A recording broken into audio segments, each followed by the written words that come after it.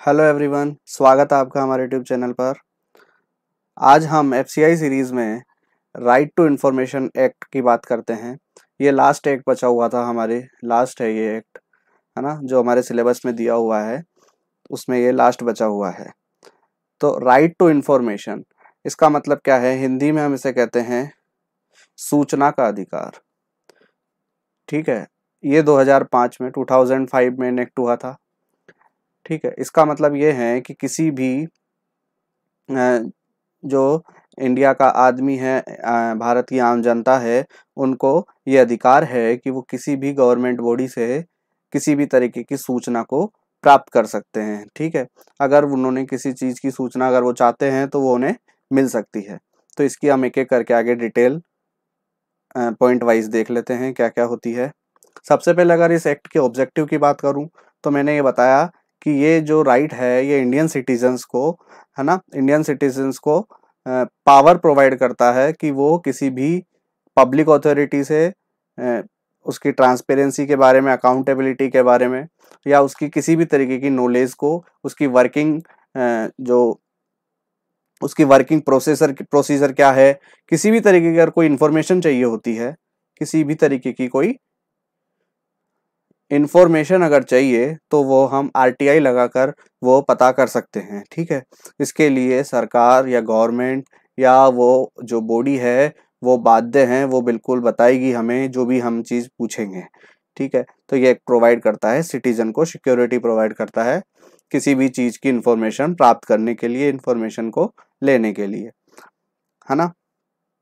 और ये एक जो है बड़ा स्टेप था सिटीजन्स के लिए, है ना, गवर्नमेंट की एक्टिविटीज़ के बारे में पता करने के लिए कि गवर्नमेंट क्या कर रही है। इसी के द्वारा हम डिफरेंट एक्टिविटी को पता कर सकते हैं। नेक्स्ट स्लाइड देखो। अब इस एक्ट के बारे में कि ये एक्ट जो है कब पास हुआ, कब आया, इन कम इनटू एग्जिस्टेंस कब हुआ, है ना। तो देखो, सबसे पहले ये एक्ट जो है पार्लियामेंट के द्वारा इनेक्ट किया गया, लागू किया गया था, है ना, कानून बनाया गया था। कानून बनाना, तो इसको लॉ बनाया गया पार्लियामेंट ऑफ इंडिया के द्वारा। ये जो था, ये बिल आया था पार्लियामेंट में 12 जून 2005 को। 12 जून 2005, है ना, 12 जून ऑफ 2005 को ये पार्लियामेंट के अंदर आया था।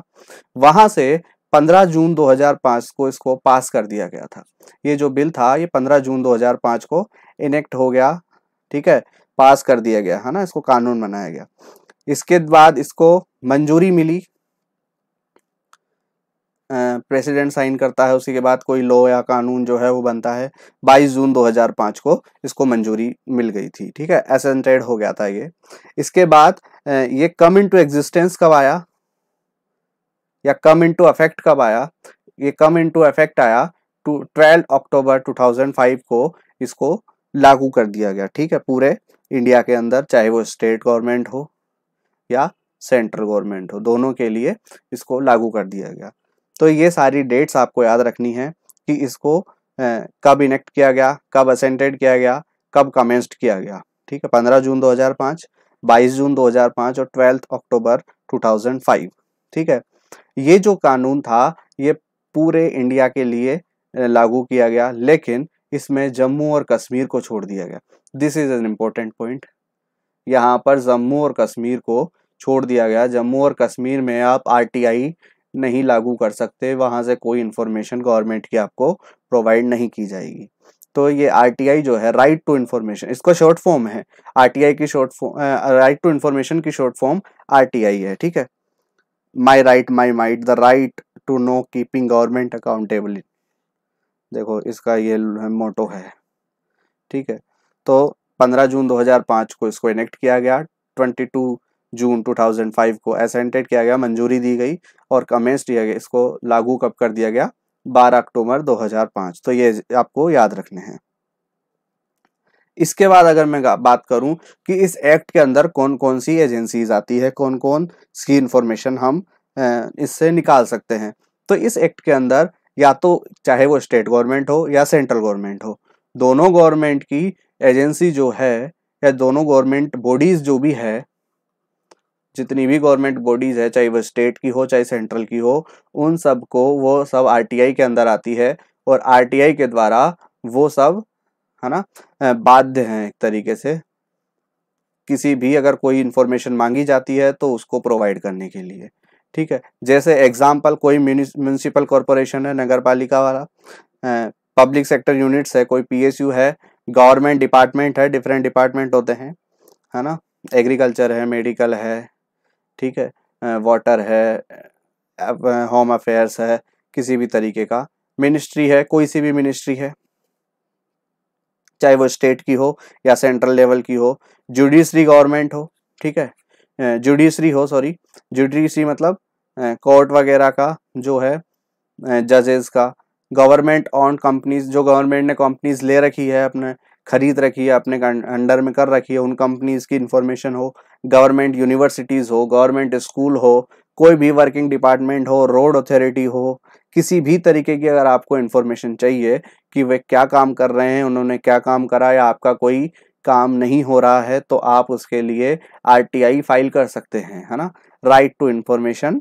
फाइल कर सकते हैं। ये आपका राइट है, आपका अधिकार है, कॉन्स्टिट्यूशन आपको ये राइट प्रोवाइड करता है। ठीक है, इसके अलावा not only government and the department but also smaller unit, केवल गवर्नमेंट और उसके डिपार्टमेंट ही नहीं, चाहे वो सिटी कॉरपोरेशन हो तुम्हारा या ग्राम पंचायत हो, ठीक है, वो सब भी आरटीआई के अंदर आते हैं। इसके अलावा police department, passport office, passport अगर आपका नहीं बन रहा है तो आप आरटीआई फाइल करके ये मालूम कर सकते हो कि कहाँ दिक्कत आ रही है, क्या प्रोसीजर है, सब कुछ।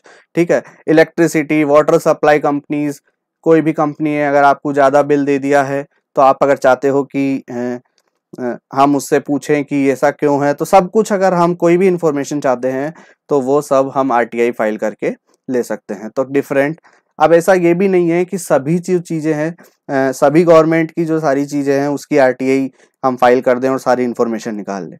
कुछ ऐसी चीजें होती है गवर्नमेंट की जिसमें जो आरटीआई के अंदर नहीं आती है, या फिर हम उसमें उससे इंफॉर्मेशन नहीं ले सकते हैं। जैसे यहाँ लिखा है 20 ऑर्गेनाइजेशंस ऐसे हैं जो आरटीआई के अंदर नहीं आते हैं। देखो कौन कौन से, ऐसे डिपार्टमेंट जो कि किसी भी देश की सिक्योरिटी से रिलेटेड है, किसी भी देश की बात नहीं, मैं इंडिया की बात चल रही है यहाँ, तो सिक्योरिटी से अगर रिलेटेड है तो उसकी इंफॉर्मेशन गवर्नमेंट आपको कभी भी प्रोवाइड नहीं करी। इसका मतलब ये नहीं है कि आपने आरटीआई अगर आपको राइट दे दिया तो आप कुछ भी गवर्नमेंट से पूछ लोगे, है ना। कौन कौन सी जो चीजें हैं जो आरटीआई के अंदर नहीं आएगी, जैसे किसी भी कंट्री की डिफेंस और इंटेलिजेंस की जितनी भी यूनिट्स है, जितनी भी कंपनीज है, वो सब कभी भी अपनी इंफॉर्मेशन आपको प्रोवाइड नहीं करेगी। नहीं तो कल को आप अगर उनको आरटीआई फाइल करके ये पूछ सकते हो कि आप कैसे देश की सुरक्षा करते हो, आपका प्लान क्या होता है ना। ठीक है, तो ये सब चीजें नहीं बताई जाती है। अब कौन कौन सी डिफेंस और इंटेलिजेंस कंपनीज है, जैसे रो हो गई, रिसर्च एंड एनालिसिंग विंग अपनी जो है, रिसर्च एंड एनालाइजिंग विंग, तो रिसर्च एंड एनालाइजिंग विंग, है ना, रो हो गई। इसके अलावा बॉर्डर सिक्योरिटी फोर्स है हमारी, सेंट्रल रिजर्व पुलिस फोर्स है हमारी। इसके अलावा ये जो सेंट्रल इंडस्ट्रियल सिक्योरिटी फोर्स है, आईबी है, intelligence bureau, national security guard है, एनएसजी के गार्ड्स, कमांडो जो होते हैं, इन सब की कोई भी इंफॉर्मेशन आरटीआई के तहत प्रोवाइड नहीं की जाएगी। ठीक है, तो आरटीआई से इनको एग्जेम्प्टेड रखा गया है, ये एक्सेप्शन है, इनकी आपको कोई भी इंफॉर्मेशन प्रोवाइड नहीं की जाएगी। ठीक है, इसके अलावा कोई भी ट्रेड सीक्रेट, मतलब जो अपना आईपीआर है, इंटेलेक्चुअल प्रॉपर्टी राइट्स जो है, जो भी इंटेलेक्चुअल प्रॉपर्टी होती है, क्या होती है इंटेलेक्चुअल प्रॉपर्टी, बौद्धिक संपदा जिसको हम हिंदी में कहते हैं, है ना।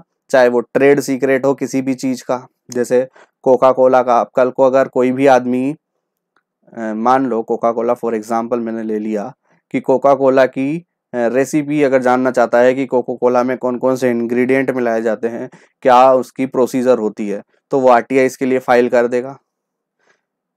तो क्या उसे कोका कोला की रेसिपी मिल जाएगी, उसका जो ट्रेड सीक्रेट है वो नहीं मिलेगा उसे। ठीक है, तो आरटीआई के अंदर ये भी नहीं आता है। कॉपीराइट्स हो गए, इस तरीके के जो भी इंटेलेक्चुअल प्रॉपर्टीज है वो सब आरटीआई से प्रोवाइड नहीं की जा सकती है ना। कोई भी इंफॉर्मेशन आपको नहीं मिलेगी, या फिर कोई ऐसी इंफॉर्मेशन जिससे थर्ड पार्टी को हार्म होता है, हानि होती है। अच्छा, थर्ड पार्टी कौन है, एक बार मैं बोर्ड क्लियर कर दूं। देखो यहां पर फर्स्ट, यहां देखो ये लिखा हुआ है information which might affect harm the competitive position of a third party. देखो यहाँ ऐसी कोई इंफॉर्मेशन आपको प्रोवाइड नहीं की जाएगी जो कि किसी थर्ड पार्टी को हार्म पहुंचाए, उसके लिए हानिकारक हो, है ना, उसको अफेक्ट करे। फर्स्ट पार्टी यहाँ वो हो गई जो कि जिसने आरटीआई फाइल की है। सेकेंड पार्टी वो हो गई जो कि आपको इसके बारे में इंफॉर्मेशन देगी। और थर्ड पार्टी वो हो गई जो कोई इन दोनों के अलावा जो भी थर्ड पर्सन है, कोई भी बचा हुआ आदमी जिसकी जानकारी आपने मांगी है, तो वो सब आपको इंफॉर्मेशन प्रोवाइड नहीं की जाएगी। इसके अलावा अगर हम बात करें फिड्यूशियरी रिलेशनशिप की, कोई भी इंफॉर्मेशन आपको प्रोवाइड नहीं की जाएगी आरटीआई के अंदर। ये क्या होता है फिड्यूशियरी रिलेशनशिप?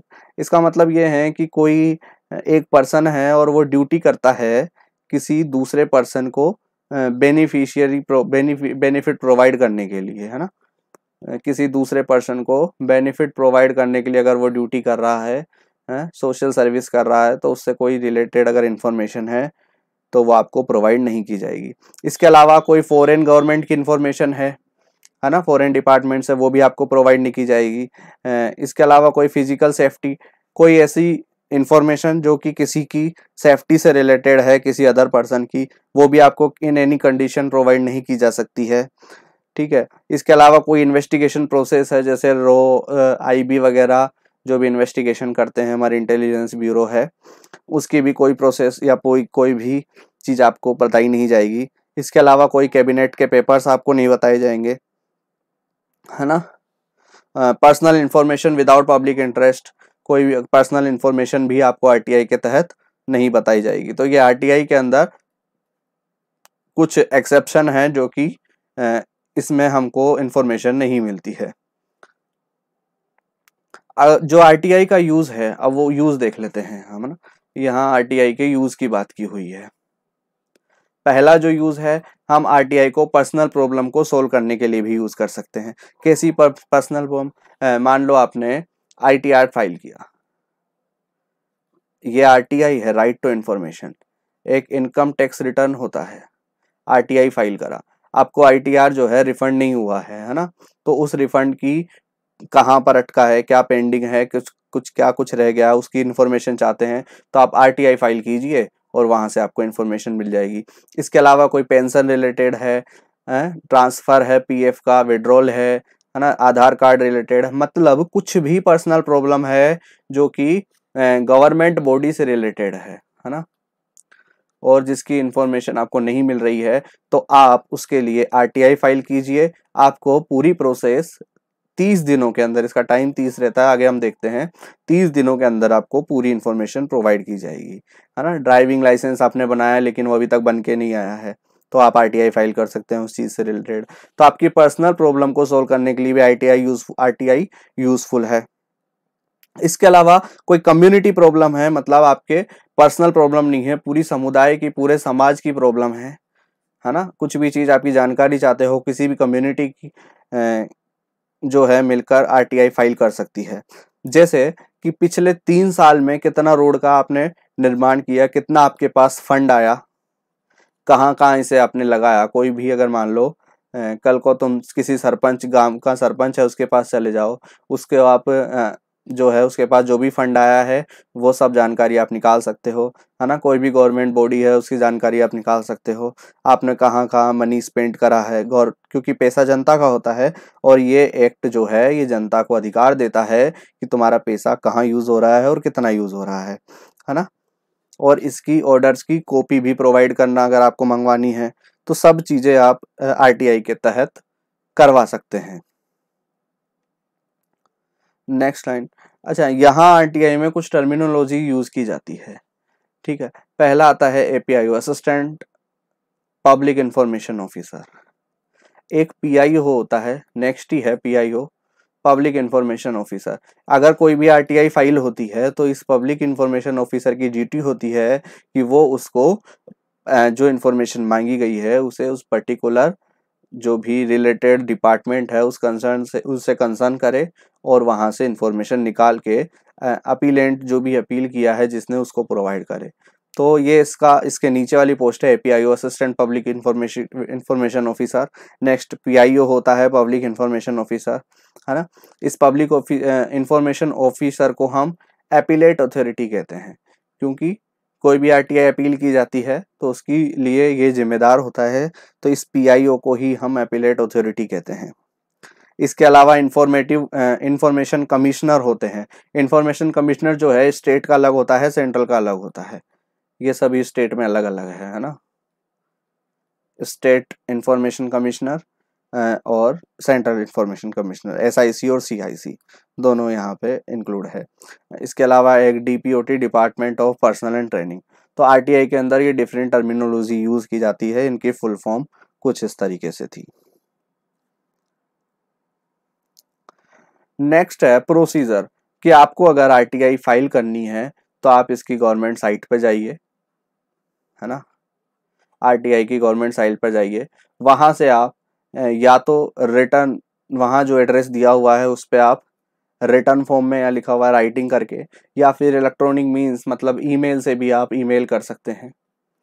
ठीक है, तो आप ईमेल कर सकते हैं किसको, आपको इंग्लिश में चाहिए या हिंदी में चाहिए, जैसा आप जवाब भेजें, जैसा भी आप चाहें वैसी आप आरटीआई को फाइल कर सकते हैं, या तो इंग्लिश में या हिंदी में, है ना। और पब्लिक इंफॉर्मेशन ऑफिसर को आप उसको भेज दीजिए, वहां पर एड्रेस दिया हुआ होता है।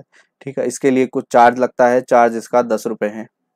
10 रुपये का चार्ज कटवाइए और आप आरटीआई फाइल कर दीजिए। और रीजन देने की कोई जरूरत नहीं है। ऐसा नहीं है कि आप उसमें रीजन मेंशन करो कि हम ये इन्फॉर्मेशन क्यों चाहते हैं, इसकी कोई जरूरत नहीं है। आप सीधा जो है इन्फॉर्मेशन ले सकते हो और फीस जमा करा दीजिए। फीस कितनी होती है? फीस इसकी बहुत कम होती है ना। देखो, पहली बात तो कितने दिन लगते हैं आरटीआई को रेस्पॉन्स करने में। अगर आपने कोई आरटीआई फाइल की है तो विद इन 30 डेज के अंदर आपको वो इन्फॉर्मेशन प्रोवाइड की जाएगी, है ना। अगर कुछ मिसप्लेस होता है, कुछ गवर्नमेंट रिकॉर्ड जो मिसिंग हो जाते हैं, या कोई दूसरे डिपार्टमेंट या तीसरे चौथे लेवल के डिपार्टमेंट से कंसर्न करना होता है, बात करनी होती है, वहां से इंफॉर्मेशन लानी होती है, तो इन सब में आप टाइम लग जाता है। अगर 30 दिन से ज्यादा का टाइम लग जा रहा है तो जो पीआईओ है ना, इंफॉर्मेशन ऑफिसर जो था, वो आपको इत्तला करेगा, वो आपको इन्फॉर्म करेगा कि किस रीजन से 30 दिन होने के बाद भी आपको इंफॉर्मेशन प्रोवाइड नहीं की गई है ना। तो वो आपको रिटर्न इंटीमेशन भेजेगा कि किसी रीजन से आपकी जो आरटीआई है वो आपको इंफॉर्मेशन प्रोवाइड नहीं की गई है ना। अगर वो ऐसा नहीं करता है तो उस पर पेनल्टी की जाती है। हम पेनल्टी की बात आगे देखेंगे कि क्या पेनल्टी होती है। फीस की बात मैंने बताई आपको। किसी भी सेंट्रल गवर्नमेंट डिपार्टमेंट कोई भी इंफॉर्मेशन अगर आप चाहते हैं तो आपको 10 रुपए इसके लिए पे करने पड़ेंगे। ठीक है, मोड ऑफ पेमेंट जो है, अच्छा पेमेंट कैसे करें, कैश में दें या ऑनलाइन ट्रांजैक्शन करें कि क्या करें, तो इसके लिए अलग अलग गवर्नमेंट के लिए और अलग अलग जो भी डिपार्टमेंट है वो वेरी करता है कि किस तरीके से आपसे पेमेंट लिया जाए।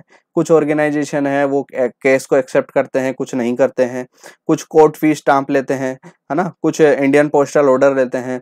तो इस तरीके से डिफरेंट मेथड्स होते हैं। वैसे आजकल ज़्यादातर ऑनलाइन ही होता है, तो 10 रुपये आप ऑनलाइन कराइए। और ये 10 रुपये भी बीपीएल के लिए नहीं है, जो बिलो पॉवर्टी लेवल होते हैं उनको ये 10 रुपये देने की भी जरूरत नहीं है, उनके लिए आरटीआई फ्री होती है। ठीक है, अगर आरटीआई जो है पोस्ट से भेज रहे हैं तो आपको उसमें आईपीओ या कोर्ट स्टाम्प 10 रुपये का भेजना पड़ेगा। इसके बाद अगर पेनल्टीज की हम बात करें तो देखो, पेनल्टीज क्यों लगेगी, पेनल्टीज किस पर लगेगी, पेनल्टीज जो लगेगी वो इंफॉर्मेशन ऑफिसर पर लगेगी, पीआईओ पर लगेगी, कमिश्नर पर लगेगी। क्यों लगेगी? अगर वो 30 डेज के अंदर आपको कोई इंफॉर्मेशन प्रोवाइड नहीं करते हैं तो उन पर पेनल्टीज लगाई जाती है। ठीक है, पेनल्टी कितनी होती है, 250 रुपये पर डे से लेकर 25,000 रुपये तक होती है। और ये जो पेनल्टी है ये उसी की सैलरी में से काटी जाएगी जो भी इसके लिए जिम्मेदार होगा जिसने इंफॉर्मेशन नहीं दी या लेट इंफॉर्मेशन दी। ठीक है, तो ये एक्ट जो है इसमें सभी चीजों का ध्यान रखा गया है ना। क्रिमिनल लायबिलिटीज होती है, डिपार्टमेंटल एक्शन हो सकता है ना, लेकिन कोई नो क्रिमिनल लायबिलिटीज, कोई क्रिमिनल लायबिलिटीज नहीं होती है। तो 250 रुपये से 25,000 रुपये तक की पेनल्टी होती है। इस तरीके से जो मेन कंपोनेंट थे आरटीआई के वो आज हमने कवर करे हैं। अगर आपको इसकी पीडीएफ चाहिए तो हमारे टेलीग्राम ग्रुप पर अटैच हो जाइए, वहाँ इसको हम आपकी पीडीएफ हम प्रोवाइड करवा देंगे।